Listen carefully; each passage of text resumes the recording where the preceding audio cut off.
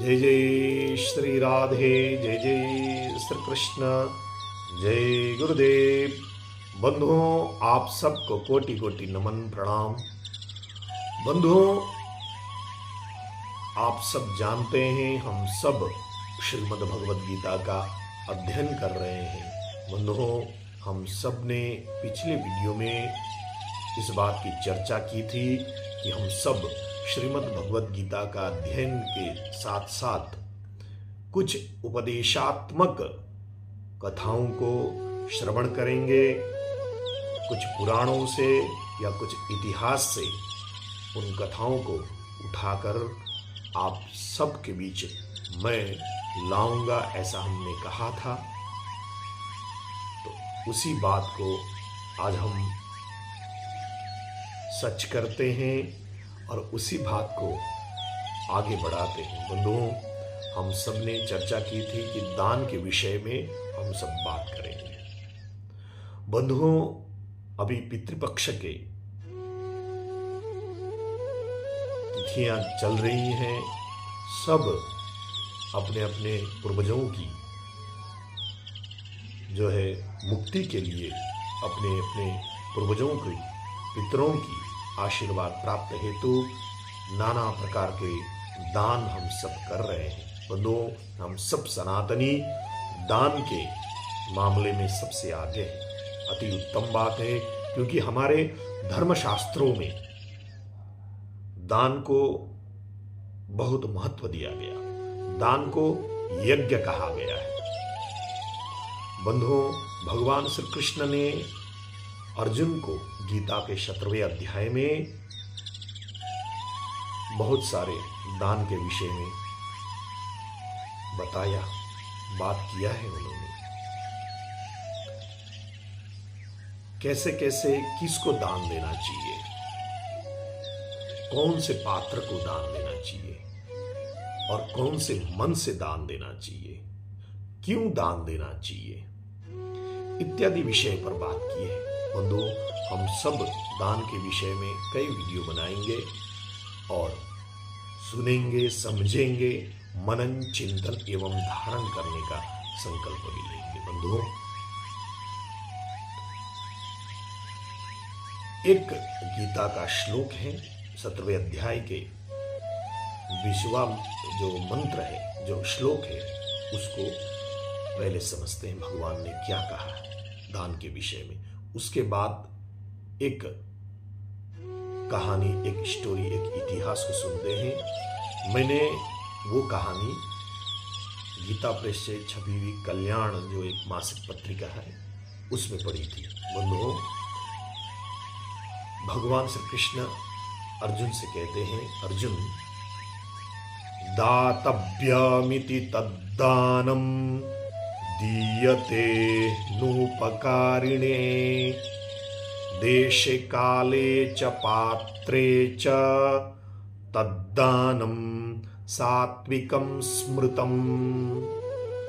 बंधुओं, भगवान श्री कृष्ण अर्जुन से कहते हैं, अर्जुन, दान देना ही मेरा कर्तव्य है, ऐसा सोचकर, ऐसे भाव से जो व्यक्ति देश तथा काल और पात्र,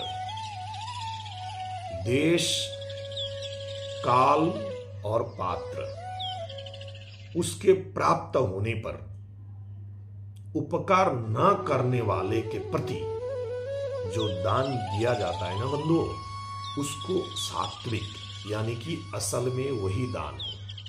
हम सबको सोचना चाहिए कि दान देना ही मेरा कर्तव्य है। हम मनुष्य योनि में आए हैं तो मुझे दान देना ही चाहिए, ऐसा कर्तव्य, ये मेरा कर्तव्य है, ऐसा सोचना चाहिए। उसके साथ साथ ही हम किसी को भी दान नहीं दे सकते। बंधुओं, ये भगवान का आदेश है। भगवान क्या कह रहे हैं कि देश, काल और पात्र आप कहीं भी नहीं दे सकते दान, और किसी भी समय दान नहीं दे सकते, और किसी को भी दान नहीं दे सकते। इस बात का विचार करना अति आवश्यक है। बंधुओं, आप जो है कहीं पर भी दान मत दीजिए और कोई भी समय में कभी भी दान मत दीजिए और किसी को भी मत दीजिए। इस बात को समझिए। पहले जगह को देखना पड़ेगा, आप कहां पर हैं, इसको समझकर दान करिए, उसको देखकर। और ये भी देखिए कि आप कब, कौन सा समय है, उस समय को भी देखना अति आवश्यक है। उसके साथ साथ आप दान किसको दे रहे हैं, इसको भी समझना अति आवश्यक है। देश, काल और पात्र, जगह, समय और किसको दान दे रहे हैं, इसका विचार करना अति आवश्यक है। इसके बाद देश आपके अनुसार है, समय आपके अनुसार है, पात्र अति उत्तम है। बंधुओं, एक बात को आप समझ लीजिए, एक कटोरी है जिसमें आप पायस डाल रहे हैं, उत्तम व्यंजन है पायस, खीर, परंतु वो पात्र गंदा है, तो उस पात्र में आप क्या खीर डालेंगे? उस पात्र में आप पायस डालेंगे? नहीं। तो उसी तरह से वो जिसको आप दान दे रहे हैं वो सात्विक होना अति आवश्यक है।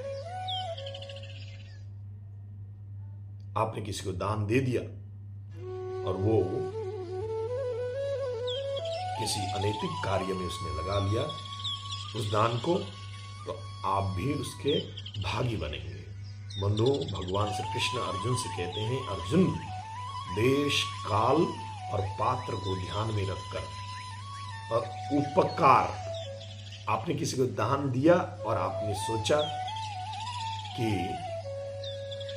ये भी मुझे बाद में सहायता करेगा, इसलिए मैं दान दे रहा हूं, ये भी गलत है। जब आपने दान दे दिया उसके बाद उसको चिंतन ही नहीं करना है। आपने उसको दान दिया, पात्र को दान दिया, दान लेने वाला सात्विक है, उस दान लेने योग्य है, उसको दान दे दिया। उसके बाद आपका और दान लेने वाले का, देने वाले का और लेने वाले का, दोनों का रिश्ता समापन। तो ऐसे दान को जो है सात्विक कहा गया है और सात्विक ही दान करना चाहिए। बंधुओं, ये तो श्रीमद् भगवत गीता में भगवान ने कहा, हम सब ने सुना। एक उपदेशात्मक कथा है, उसको सुनते हैं। छोटी सी कथा है। एक फारस देश के, फारस के राजा साइरस थे। उन्होंने एक दूसरे देश के राजा क्रोशियस को बंदी बना लिया। राजा फारस धनी तो थे ही, परंतु वो काफी उदार प्रवृत्ति वाले थे।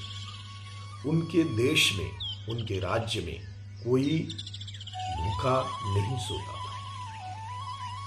कोई दुखी नहीं था, कोई दरिद्र नहीं था, क्योंकि राजा साइरस खूब दान करते थे, लोगों को, प्रजा को खूब देते थे।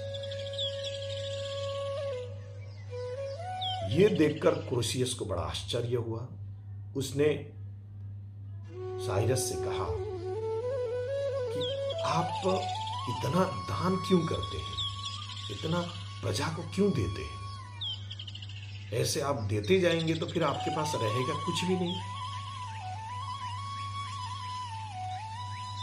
अगर आप नहीं देते, इतने वर्षों से आप दे रहे हैं, आप जरा सोचिए।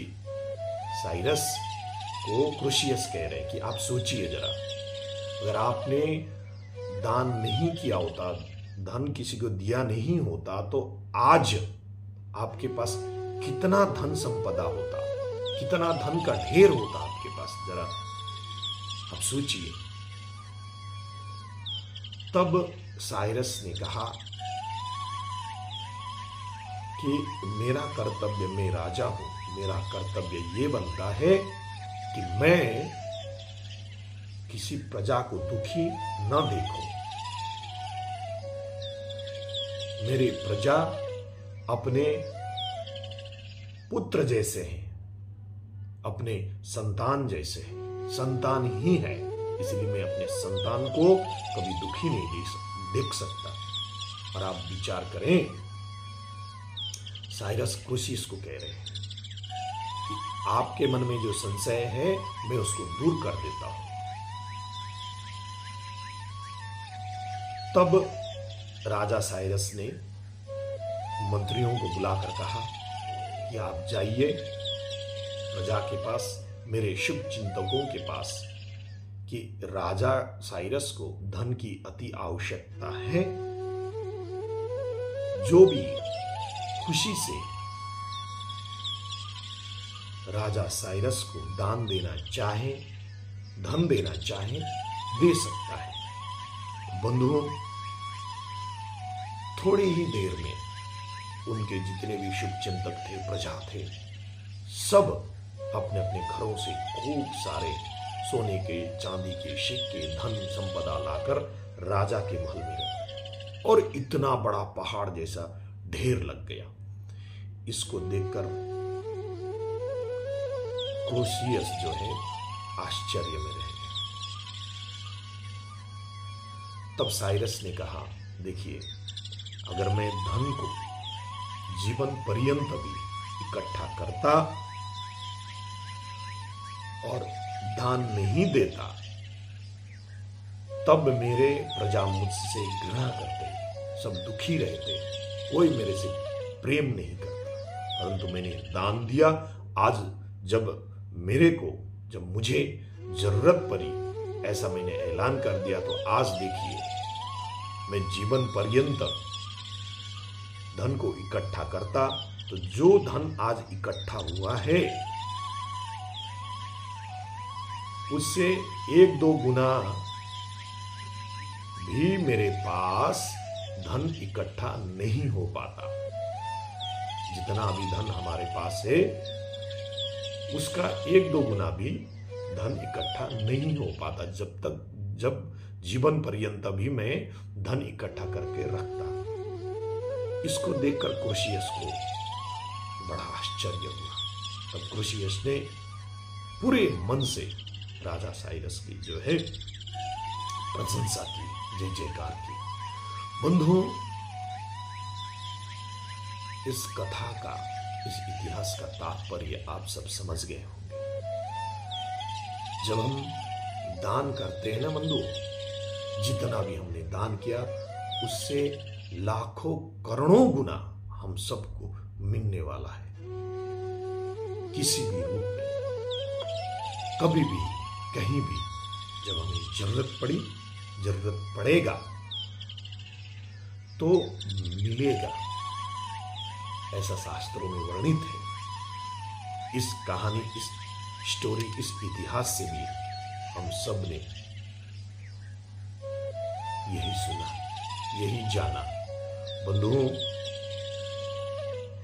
मैं आशा करता हूं आप सब इस स्टोरी को, इस कहानी को, और भगवान ने जो श्रीमद् भगवत गीता में कहा है उसको मनन, चिंतन एवं धारण करेंगे। बंधुओं, इसी विषय पर और भी मैं आप सबको वीडियो और भी बना के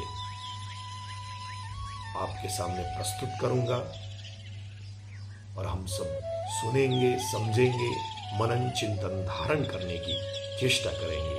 और एक बात आप सबसे कहना चाहता हूं बंधुओं, आप सब मुझे उत्साह देते जाइएगा। वीडियो को शेयर भी करिएगा, लाइक भी करिएगा, कमेंट भी करिएगा, बंधुओं सब्सक्राइब भी करिएगा। जय जय श्री राधे, जय जय श्री कृष्ण, जय गुरुदेव।